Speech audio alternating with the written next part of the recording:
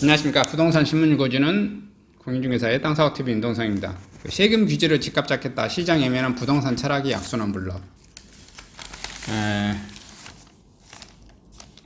부동산 가격이 폭등을 해서 지금 계속해서 올라가고 있죠. 그래서 여기 신문에서 또 언론에서 또 민심 위반이 급격하게 늘어나는 것 같아요. 대통령부터 뭐 당대표부터 뭐 이제 인지를 하기 시작한 것 같아요. 근데 인지를 했음에도 불구하고 이 친구들은 안 돼요. 제가 계속 안 된다고 하죠. 이 친구들은 절대 안 돼. 왜냐? 철학이 문제거든. 철학이. 예? 이 부동산 철학, 부동산에 관련된 철학이 아니라 경제를 바라보는 이 철학 자체가 잘못됐어요. 부동산에 뭐라고 그럴까? 가격은 절대 하락하지 않아요. 근데 자기네들은 이걸 잡을 수 있다라고 시장에 대해서 공격하고 시장을 반시장적으로 규제하고 공격하고 이게 자체가 잘못됐다는 겁니다.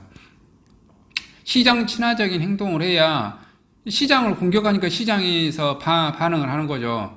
거기에 따라서 계속 뭐냐면 사람은 모든 경제 주체는 다 반응을 하는 건데 봐보십시오. 문재인 정부 들어 인사들의 부동산 관련 반응, 강남 집값을 안정시키는 게 1차 목표. 2020년 1월 김상조 청와대 정책실장. 꼭 필요해 사는 게 아니면 파는 게 좋겠다. 27년 8월 김현미 국토부 장관. 자, 부동산 정책은 경제 정책이기도 하지만 사회 정책, 나아가 그 자체가 정치. 2011년 출간 저서 부동산 끝났다 중에서 김수현 전 청와대 정책실장. 토주 경제적 실체를 만들지 않아 집값이 폭등했다. 2018년 9월 이해찬 더불어민주당 대표. 자, 부동산을 투기로 수단으로 삼는 이에게는 매매 허가제까지 도입해야 2020년 1월 강기정 청와대 정무수석. 자, 이 친구들이 다 뭐예요? 대부분 다 운동권 출신이에요. 저는 굉장히 운동권 출신들이 민주화에 그 군사 독재를 했던 예를 들어서 박정희 쿠데타로 정권을 잡았죠.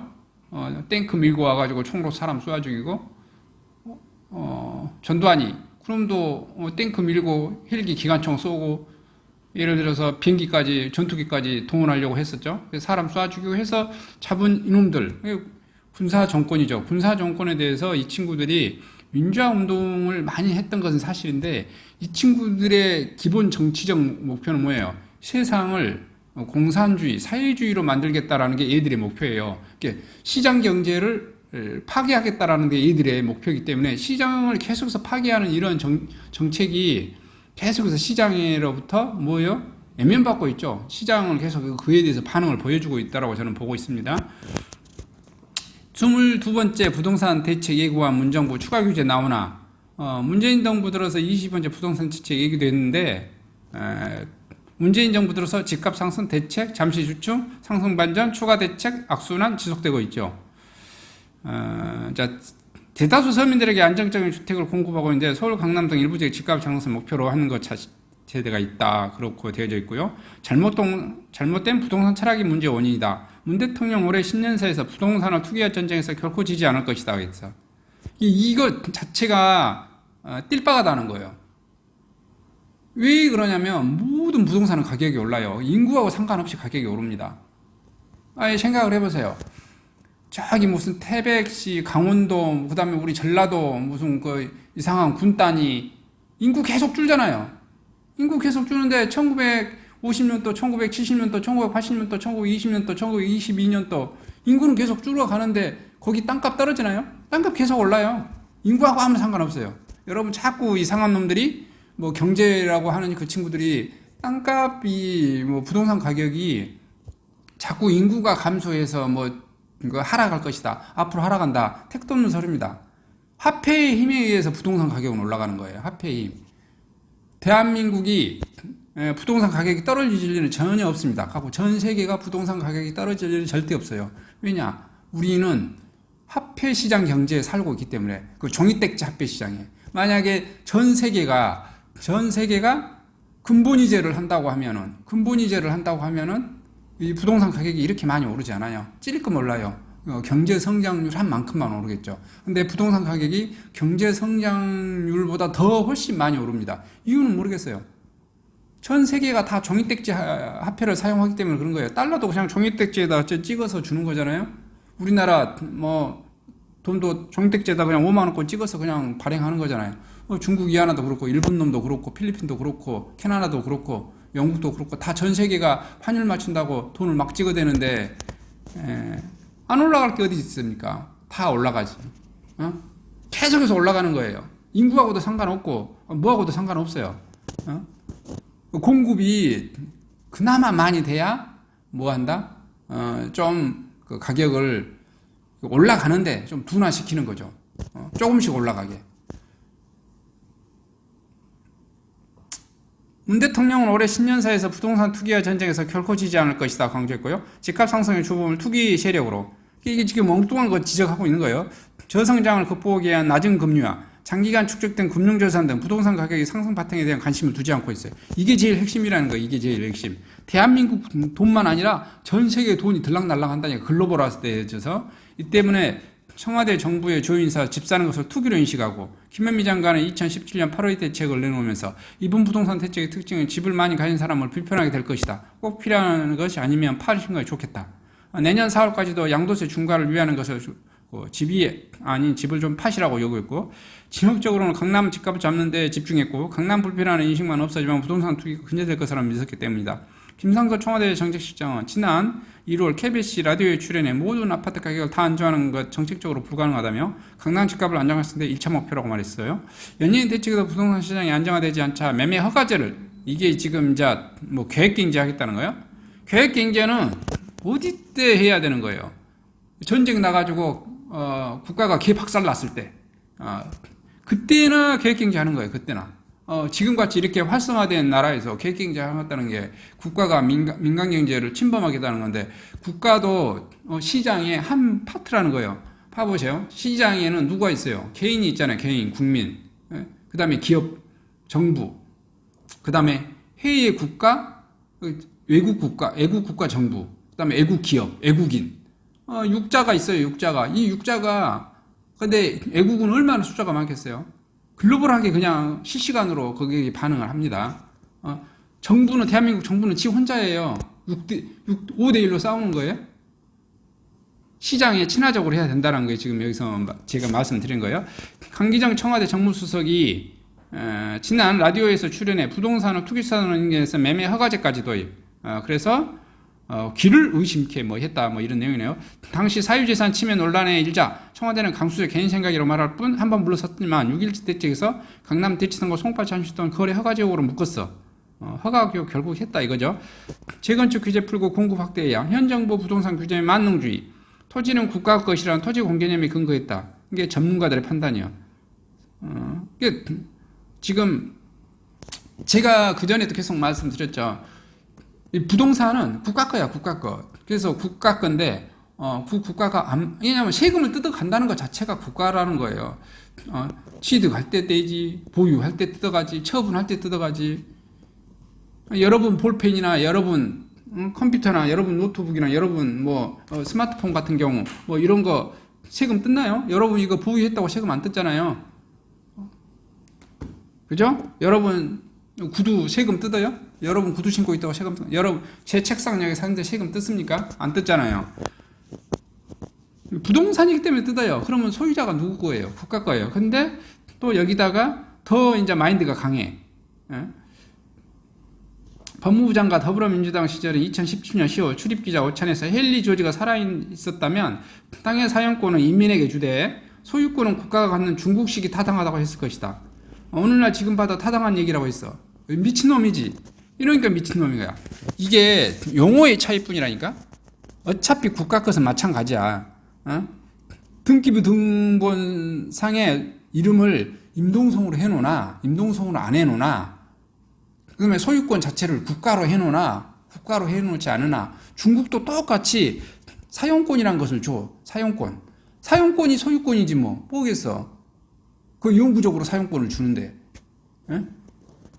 똑같은 거입니다.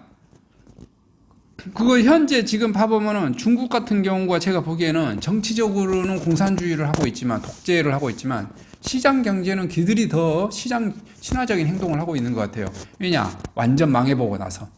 완전 망해보고 나서 모택동 이후에 걔들 완전히 망해보고 나서 지금은 어떻게 해요? 중국이 더 시장 친화적, 물론 이제 계획경제는 하긴 하는데, 자, 전문가들은 사유재산을 인정하는 가운데 수요 억제책에서 공급 확대로 방향을 틀어야 한다고 조언했고요. 다주택자에 대한 징벌적 과세에 대해서 대출을 틀어막는 것만으로 집값을 잡을 수 없다며 공급 확대를 부동산 정책의 기본 방향으로 정의한다는 부동산 시장이 안정될 거라고 계속 전문가들은 뭐라고 했어요? 공급을 하라 이거죠. 재건축 규제를 풀어주면 단기적으로는 주변 집값이 오르겠죠. 여기가 재건축 규제를 해주면 당연히 올라요. 왜 또 오르냐? 재건축하면 씨아파트잖아요. 씨아파트 뭐예요? 땅값 올랐죠? 거기에 들어가는 자재비 올랐죠? 중기비 올랐죠? 그 다음에 건설에서도 마진 먹어야 되죠? 그 다음에 거기 재건축했던 그 사람들도, 소유자들도 마진 먹고 싶죠. 세상에 마진 안 먹고 싶은 사람이, 이익 안 내고 싶은 사람이 누가 다 이익 내고 싶지. 당연히 올라요. 그렇지만 공급이 많이 돼서 이렇게 폭등을 하지 않는다. 지금 이 논리를 말씀하신 것 같아요. 이렇게 어차피 부동산은 이래도 오르고 저래도 오릅니다. 다만 오르는 게 어떻게 올라야 돼요? 완만하게, 아주 좀 스무스하게 이렇게 오르게 해야 된다 이거죠. 이게 경제 친화적이고 시장 친화적이라 이 말인 거죠. 경제정의 실천 시민연합은 이날 성명에서 서민에게 막대한 고통을 안겨주는 현 상황에서 반성하니커녕 책임 회피로 일관하는 장관들부터 전면 갈아치워야 되고, 비판이 끊이잖아요. 이해찬 민주당 대표는 최고위는 부동산 시장이 매우 불안정해 국민에게 소구하는 것은 규제만으로는 한계가 있다는 걸 스스로 인정했다. 뭐 이렇게 지금 나오고 있는데요. 그러나 여전히 정부는 더 센 세폭탄 준비하고 있어요. 다주택자 종부세 최고시 4% 넘을 것 같다. 정부가 종부세 개정안 마련 착수했는데 모든 종부세 대상자 세율 인상, 다주택자 기본공제도 줄여버리고, 자, 가세표준 3억 이상 1주택 조정 대상자 지역 지금 세율이 0.1%더 올리네. 0.5에서 0.6으로, 0.7에서 0.8로, 1.0에서 1.15, 1.4에서 1.6으로, 2.0에서 2.2로, 94억 초과 2.7에서 3.0으로, 3주택자 이상자 조정 대상 지역 2주택 0.6에서 0.8, 0.9에서 0.1 쭉쭉 하여튼 뭐 세금을 다 올리고 있습니다. 그런데 올린다고 해가지고 가격이 어쩐다? 절대 꺾이지 않는다. 가격을 책정할 때 부동산 가격을 매매자는 어떻게 책정하냐면, 내가 A라는 땅을 샀어요. 내가 B라는 아파트를 샀어요. 내가 C라는 상가를 샀어요. 그럼 매매 가격은 어떻게 책정하냐면, 내가 산 원가 3억 더하기 취득세 더하기 중개비 더하기 등기 비용 더하기 거기다가 대출이자 더하기 그 다음에 내 마진 이렇게 들어가는 거예요. 거기다가 세금이 추가로 됐으면 세금을 다시 더해야겠죠. 당연히. 그러니까 가격이 더 올라가는 거예요. 그것을 또 누구한테 전가시킨 게, 국가가 건물주한테 세금을 두드러 팼어. 건물주는 누구한테 그것을 전가시켜? 세입자한테 전가시키는 거예요. 그러니까 결국은 국가가 부동산의 최고 주인으로서 개지랄을 떨면, 저는 그냥 개지랄을 떤다고 생각해요. 그러니까 자기네들은 정당한 행위라고 또 서민을 위한다고 하지만, 제가 보기에는 부동산 철학 부재로 개지랄을 떨면 건물주도 임차인한테 개지랄을 떤다 이거야. 그렇지 않겠어요? 이게 똑같다니까요. 내가 상가를 가지고 있어, 내가 아파트를 가지고 있으면, 내가 마진을, 내가 3억짜리 샀으면 내가 3억에 대해서 마진을 300만 원을 먹고 싶어 1년에 임대 수익으로. 그러면 어떻게? 300을 그냥 책정하는 거예요. 근데 이가 국가가 세금을 막 두드러 패. 그러면 어떻게 해야 될게요? 건물주는 처음에는 세금을 두드러 패니까 내 임대 소득이 300에서 뭐 200이나 150으로 막 줄 거 아니에요? 뭐 250이나 200이나 이렇게. 그 다음이고, 그 다음 연도는 어떻게 한다? 건물주는 다시 임차료를 인상시키지. 인상 안 시키겠어요? 당연히 인상시키는 거예요. 증가시키려고 한다고. 정책 실패로 집값이 올랐는데 또 세금 올리나? 잠시 주공, 고주 50대. 아주 지금 눈물 겹습니다. 2017년 381만원. 2020년 837만원. 2021년 1200만원. 아주 가파르게 오르겠어요.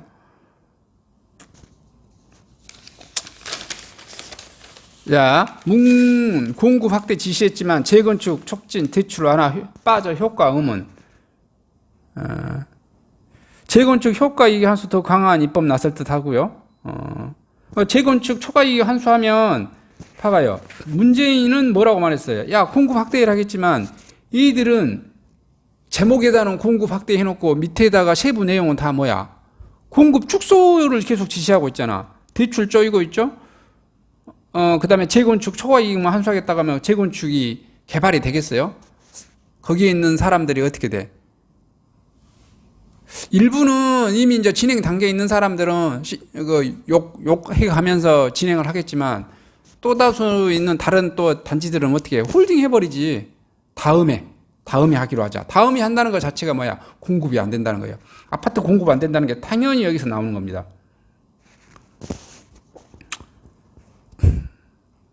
부동산 전문가 5인 긴급 진단했는데요. 문부동산 지식 관련 전문가 진단, 도심 공급 확대 방안 및 군대 중 명지대 부sun학교에서 청년층 지나친 혜택 집중은 불합리. 청년층에다가 청년층이 지금 취직도 못해서 그다음에 집도 못 구해서 그러니까 지금 거기에 대한 혜택이 한데 그 혜택도 불합리하다. 이게 뭘 말한 거예요? 또 3040 젊은 친구들이 또 반발하니까 지금 3040도 돌아서고 있죠. 3기 신도시 공급 확대는 효과 없어.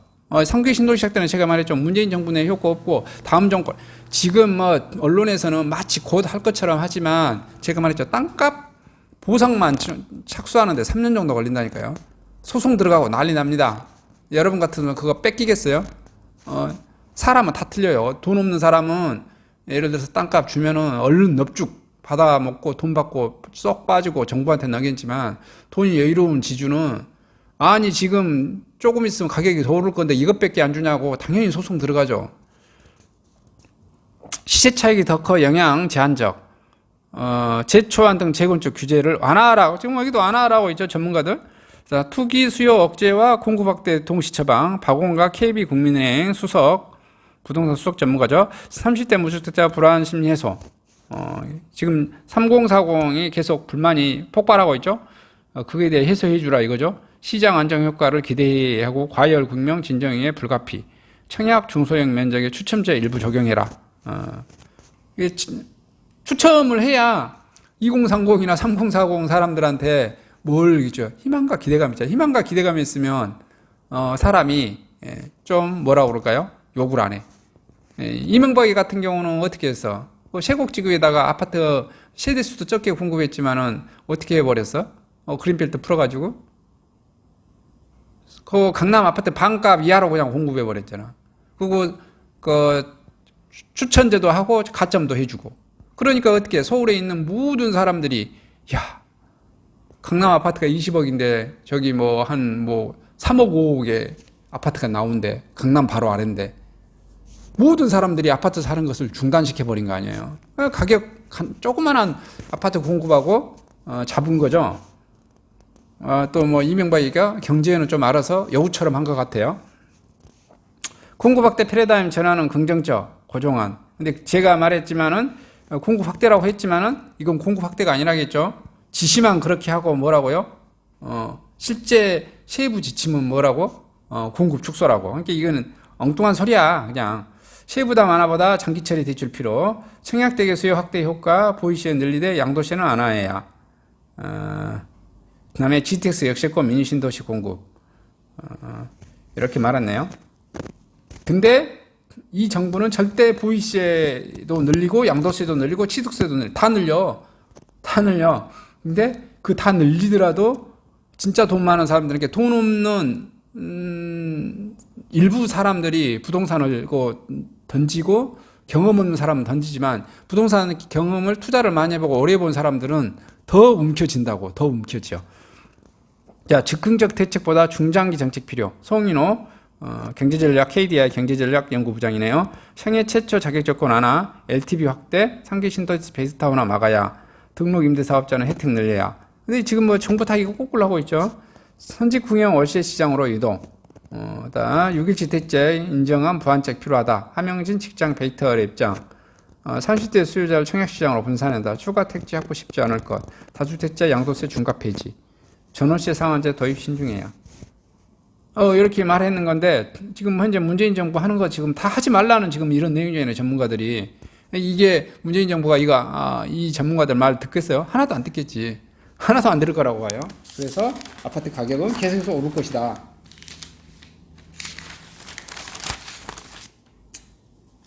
이상 그 정책 실패에 대한 요거 내용으로 한번 영상을 한번 마쳐 보겠습니다. 또 다음 것 한번 더 봐보겠습니다.